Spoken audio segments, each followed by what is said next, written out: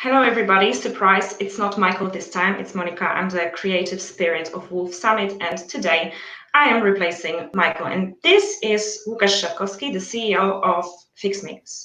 It's an app that promotes sustainability and circular economy. Hello Lukasz, how are you? Hi Monica, thank you for having me here. Nice to meet you. Okay, so I gave you a quick introduction, but now I think it's the best if you just say something more about you. All right. So you and your startup, tell us something more. Who are you? So maybe I will talk a bit about my startup, not myself. Okay. So FixMix, yeah, as you said, it promotes sustainable living. So imagine a situation: you're at home.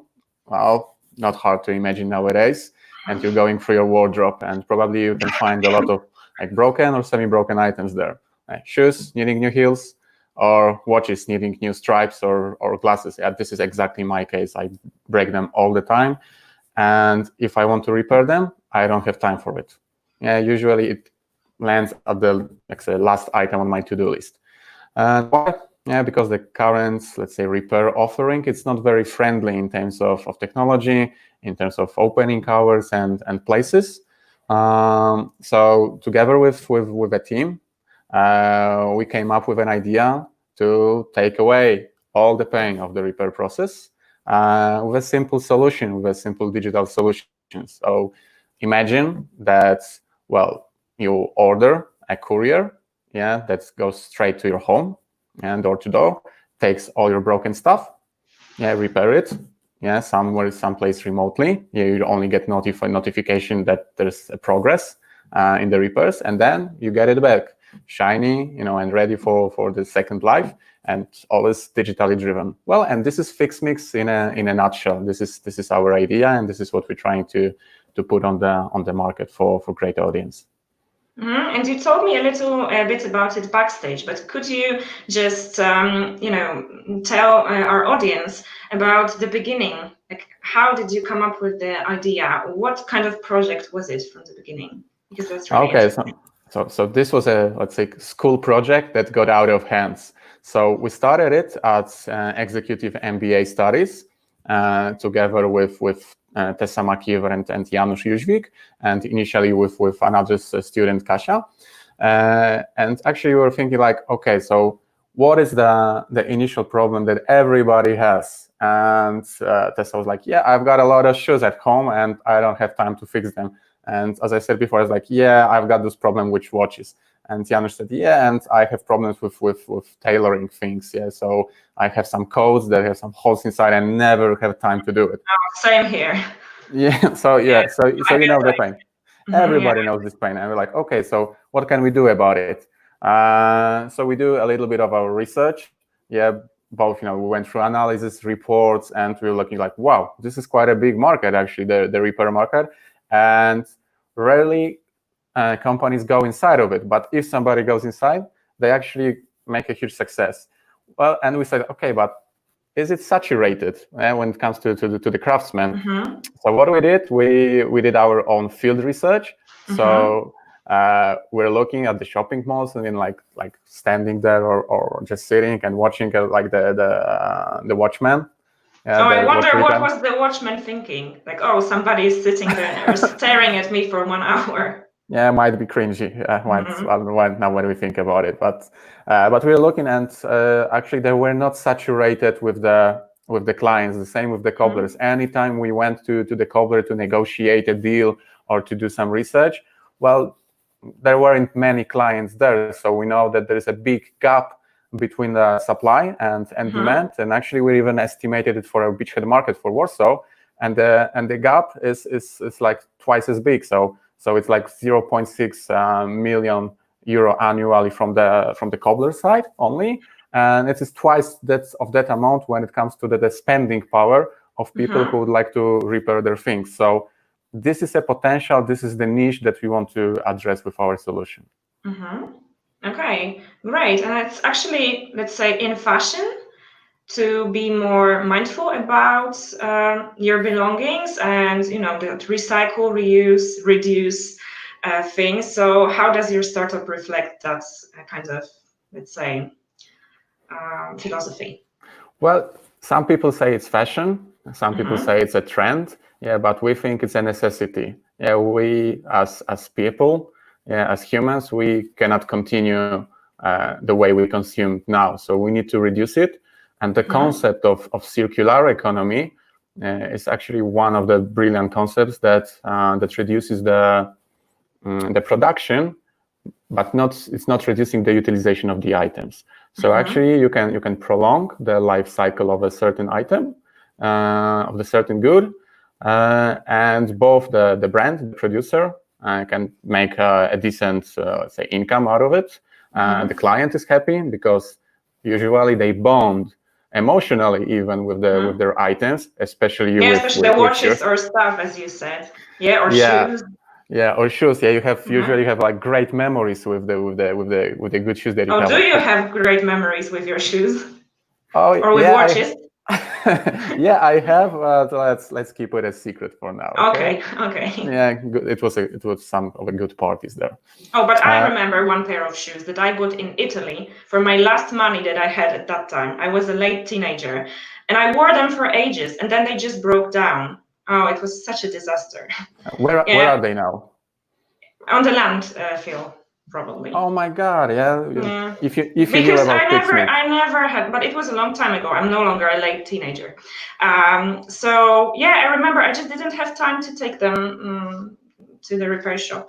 Yeah, and I just put them on one shelf, then on another, and then to the garbage bin. So yeah, if you invented FixMix earlier, I would have been your client, maybe. What a shame! What a shame! Yeah, but still, yeah, but still, there is a chance for you if you have like some new pair of shoes that will over time will get a little rusty. Okay, I remember about FixMix. Okay, so. Yeah, but coming back to the trend, so we strongly believe in sustainability, not because it's a fashion, but actually we need to shift the mentality of people. It's changing, unfortunately, not that rapidly as we would like to be, but we see that it's getting traction both in business and in social life.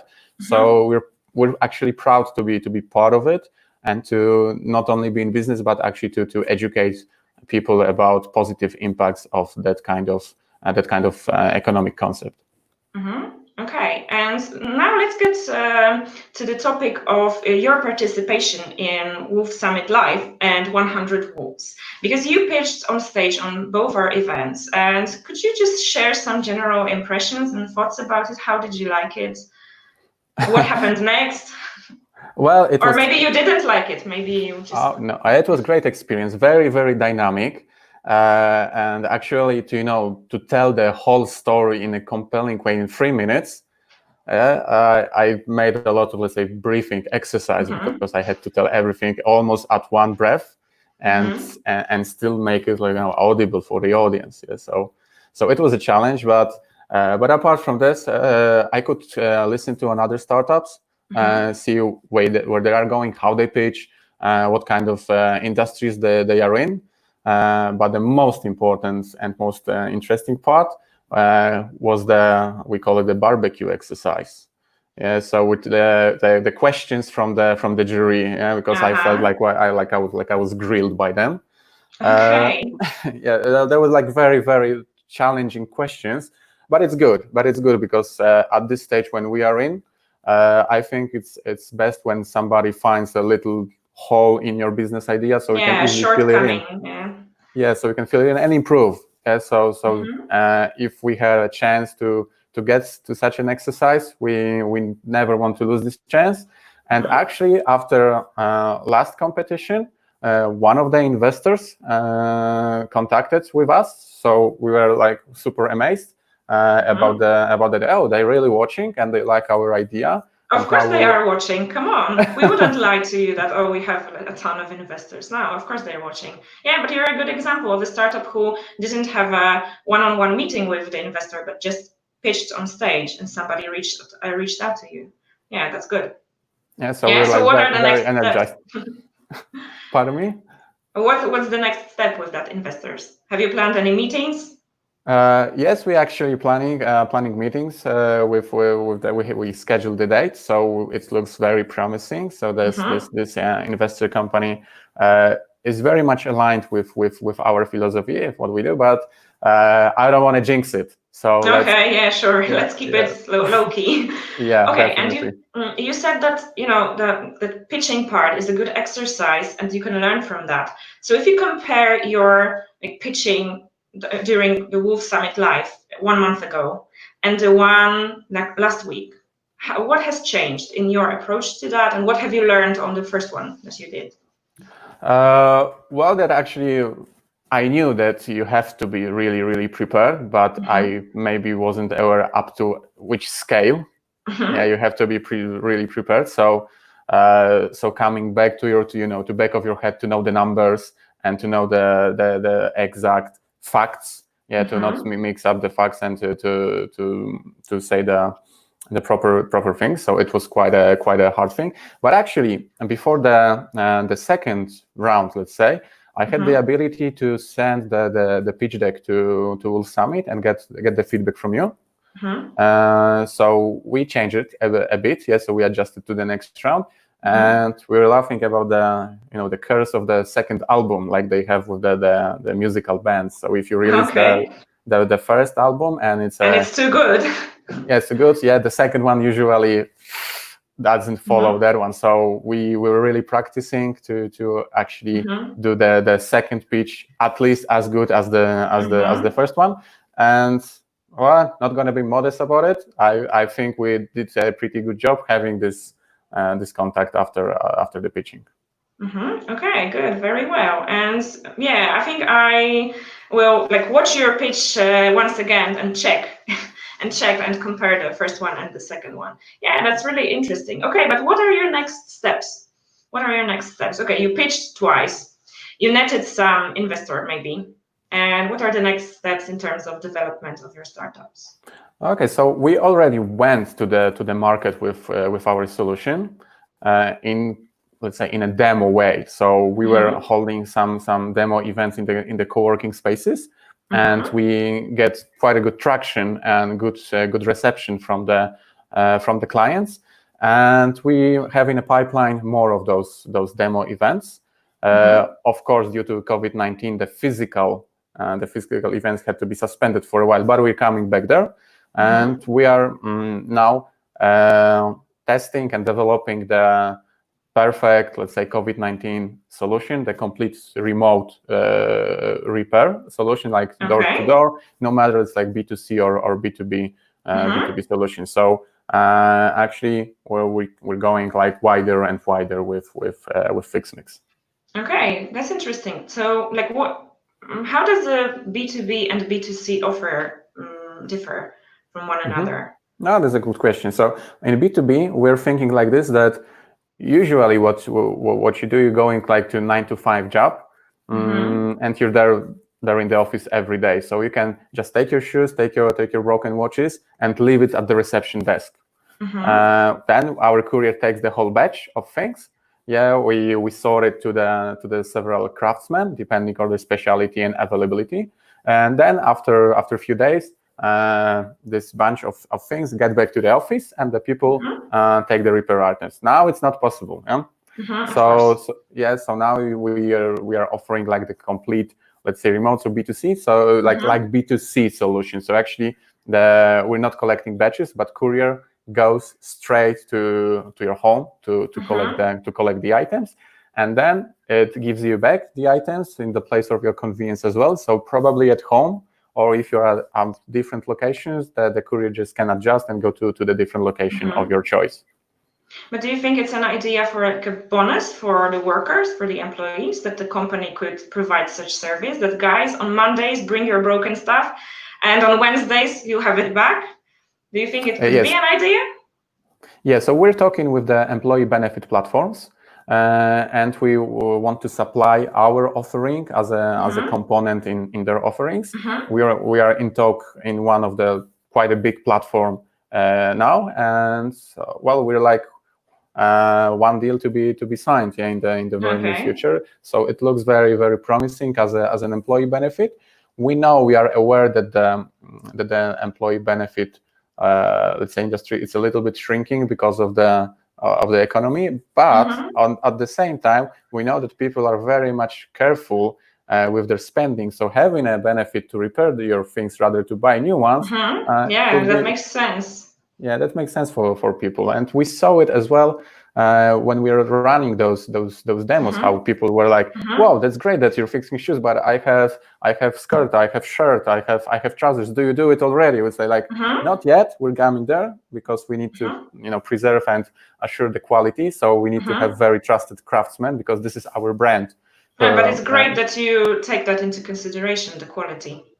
Yeah, quality is actually one of the top things that we need to address in that case, because we know we treat with the beloved items. So if you get your beloved items in a worse state or not repaired as you wanted, you would probably never use this service again, and you would spread the word that that's no good. So don't do it. Yeah, so we know that we put the customer at the center of our attention, and we know that they're gonna be our ambassadors. Yeah, that they will spread the word that this is worth to try. So we would like to create the customer delight, as our first priority. Okay, Lukasz, thank you very much for the very thorough explanation of what is FixMix and some thoughts about Wolf Summit. I'm really happy that somebody reached out to you after your pitching, and hopefully see you next time, maybe on stage or maybe as a scale-up. Yeah. Fingers crossed for your startup. That's really a very interesting idea, and you're actually addressing a need that needs to be solved. Thank you very much. It was great to have you. Thank you very much. See you soon. Bye. See you. Bye.